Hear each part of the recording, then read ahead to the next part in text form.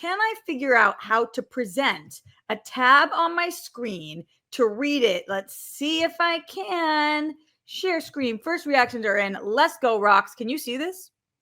Yeah, I see it. Look what you did. Oh, baby. Look at you. Look at me go. Okay, this is coming from G-Man. Look at me go. It's like, listen, you can't bring me down today. All night, everybody's been calling me the worst names possible because I wrote a positive review for this movie.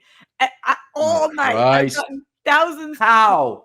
Ain't nobody gonna bring me down today. Gee, Look at me go. Look at me go. All right, so this is coming from G-Man. Dark Horizons. Warner Brothers Pictures unleashes James Gunn's Superman this week, the first film effort of the new DC Universe continuity and relaunch DC Studios division of the company. But is it any good? That's the big question going into the weekend. A review leaked online painting a negative picture. Then on Sunday, leaked one that was positive, followed by another positive one today. Multiple outlets were reporting that the critics they talked to all had varied reactions, some loving, some hating, and it ran the entire spectrum.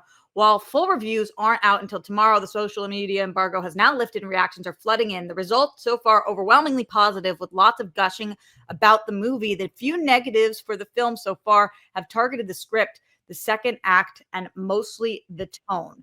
The tone is being compared to Sam Raimi's Spider-Man trilogy and Saturday morning cartoons. What?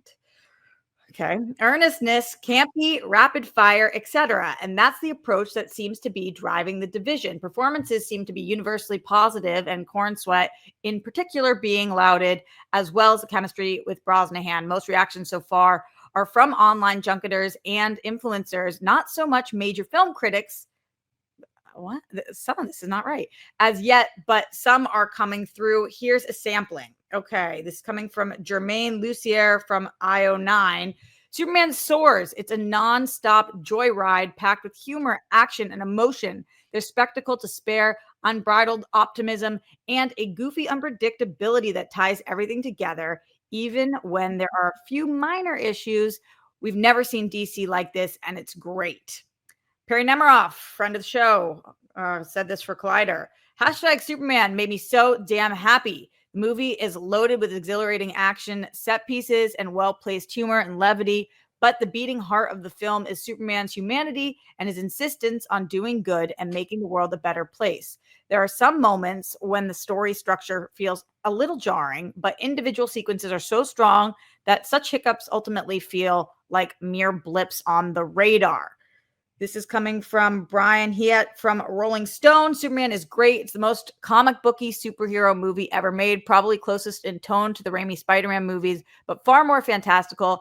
That leaked review is going to end up as a major outlier. Good reading, Rox. I want to see if there's anybody on here that we know. Oh, this one, Mike, I saw you posted about this. I'm going to read it out loud because I was floored. Oh, no. Oh, yeah. Oh, God. Grace Randolph, who has had some very not nice things to say about James Gunn in the past. This is what she said.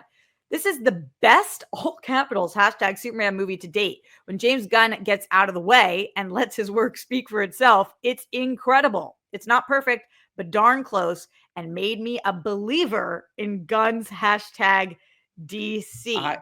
I saw that, and I go, I didn't care about any other reviews. I was like, if she's given that glowing review, like she had tweeted out something early in the week. She's like, I'm just saying this now, guys, get your tickets because it's not going to be easy to get them after the first weekend. And everyone's like, oh, what does this mean? Is it bad? Is it good?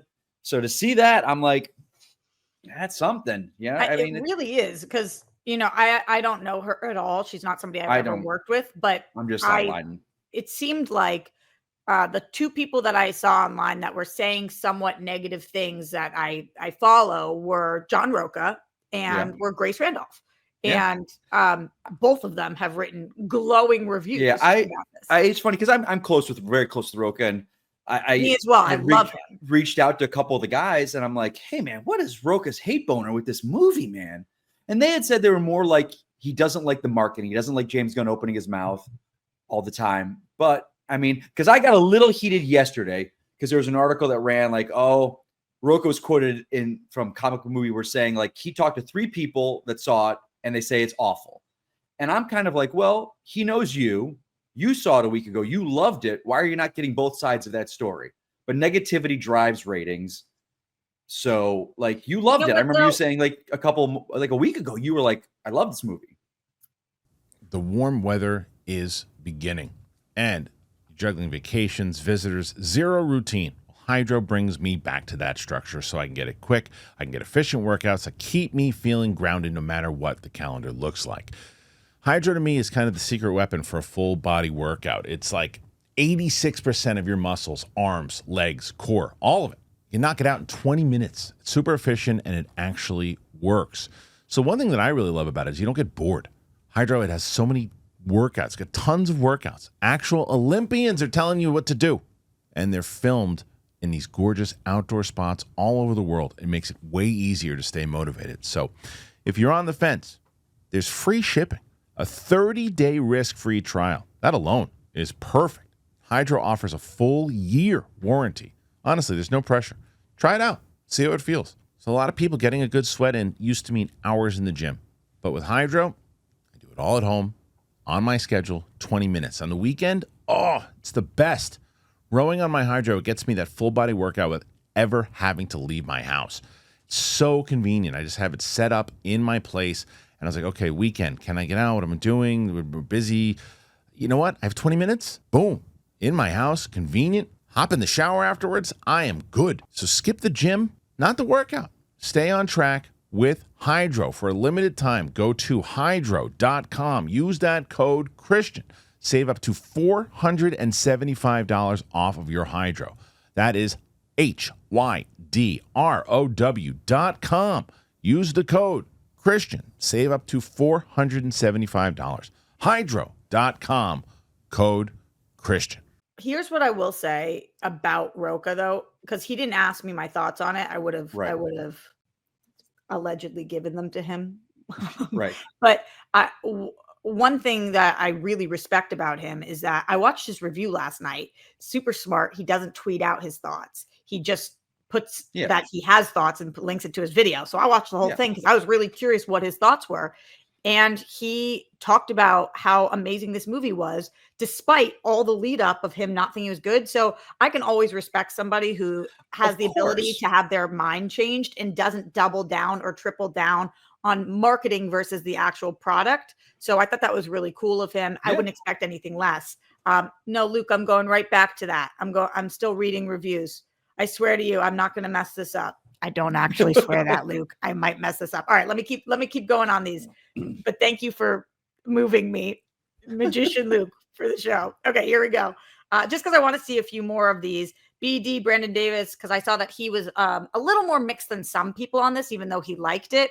He said, #Superman is a triumph for the new DC Universe comic book brought to beautiful live action life, brimming and with hope and fulfillment. It actually elicited tears of joy from me. It's a Superman for everyone. David Cornsweet was born for Superman and Clark Kent. Loved it. So this is a glowing review from him, but I also saw that he talked a little bit about how it took him a second to get into this newer version of Superman, not newer from the comics, but just different than what we've seen in live action. So I thought that was interesting.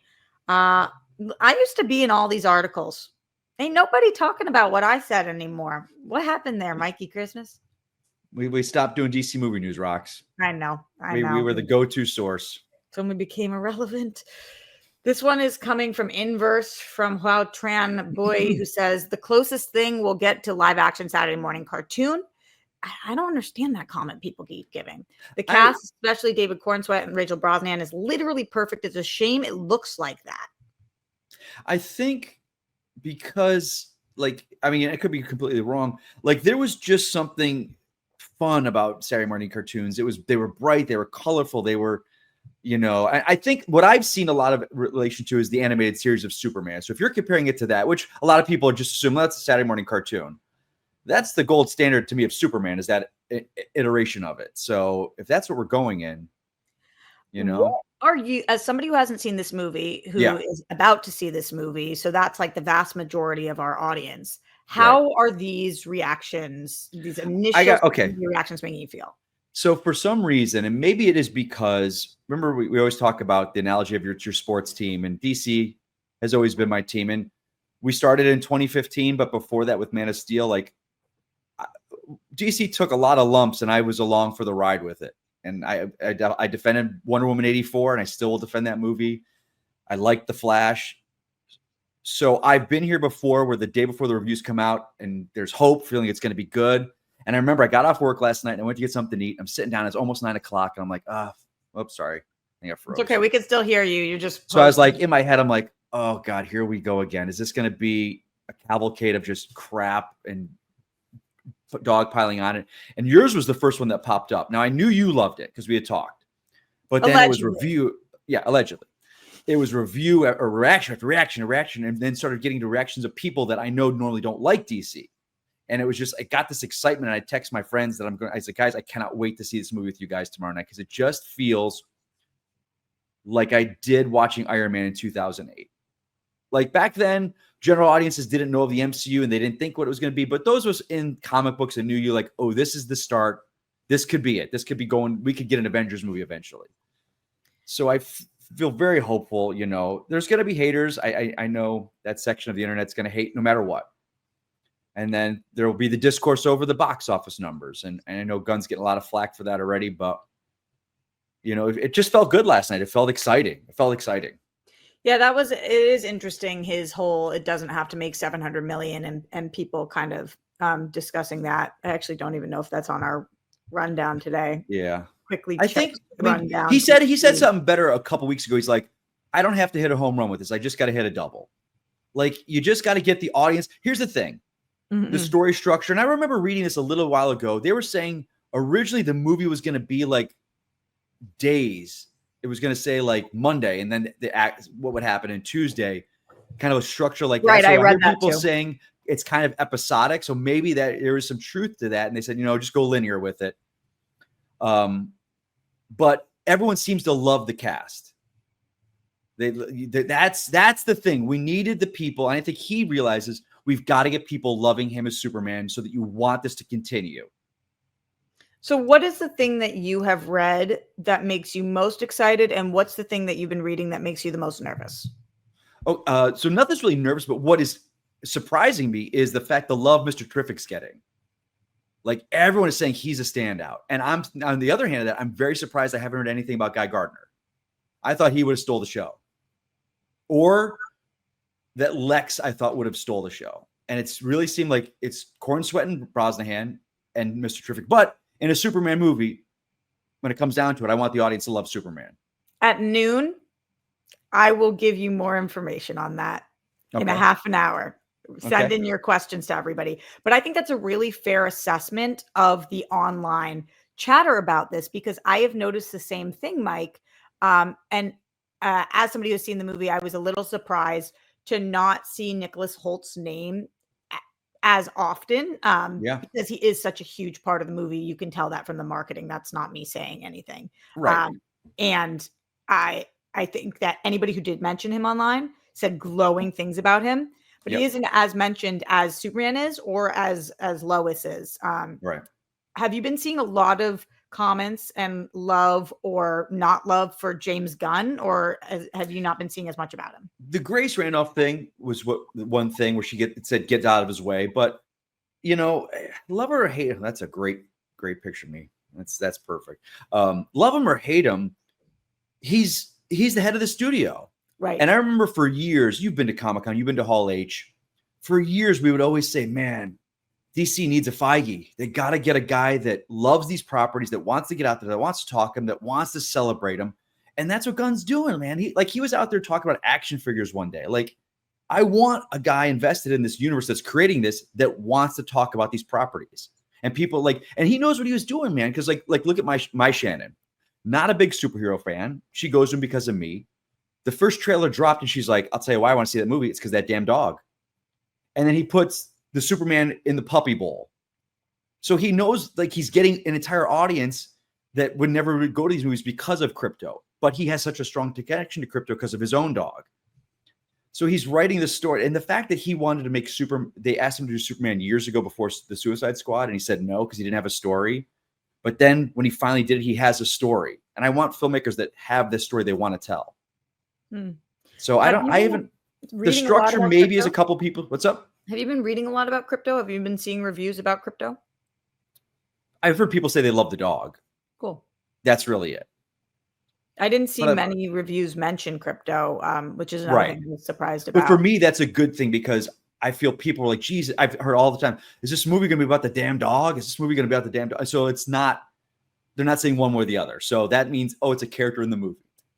I did want to briefly discuss, I know we mentioned the Twitter aspect of this, but I think it's impossible to have a conversation about the reactions to Superman being in and not talk about the online discourse that is going on. It's hard to tell whether it's a small minority that's just very vocal or what, but this is, the internet has been insane for the last 12 hours. I mean, truly insane, where anybody who's posting about this movie is getting tons of flack. And also, like, I saw Grace Randolph's tweet that got bot farmed and 1,000 other people tweeted exactly what she tweeted or whatever was going on. Are you having a hard time cutting through the noise and seeing like what is real and what is not, or what has been your online experience after the Superman reactions came out? Or actually, I don't think you see me on Twitter every day. I've been dealing with this for weeks. I started liking your stuff. I don't go on Twitter anymore, but I went on for this. You're smart. Then I saw you going and I was like. I deal with this daily, and it's my own problem because I engage with that certain area of fandom that does not want this movie to succeed. I engage with them, and because I hate it, and they lose all credibility when they try and argue with me because I go and then I'll throw up the BVS review that I did on Popcorn Talk, where for 2.5 hours I defended that movie because anyone that loves this new Superman can't love Snyder's stuff. Right. And I go, you're talking to the wrong guy. Not allowed. Your argument holds no water because I love Snyder's films. And then they get all like, oh, bullshit. I'm like, well, okay, here's videos of me raving about all his films. It's nice that we have so many receipts. I know. I just throw up these things all the time. Here's me doing this. Here's me doing this with Snyder. And it's like, but so it's like, for what I laugh at it as these things coming out now, like Fox News are like, oh, it's going woke. It's talking about an immigrant. And I'm just like, he's been an immigrant for 90 years.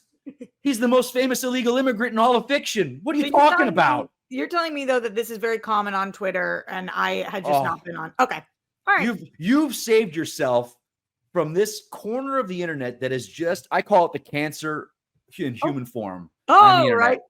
I have to. It's just vile, disgusting people that hate. Tell me how you really feel, Mikey. How you really feel about this. I did.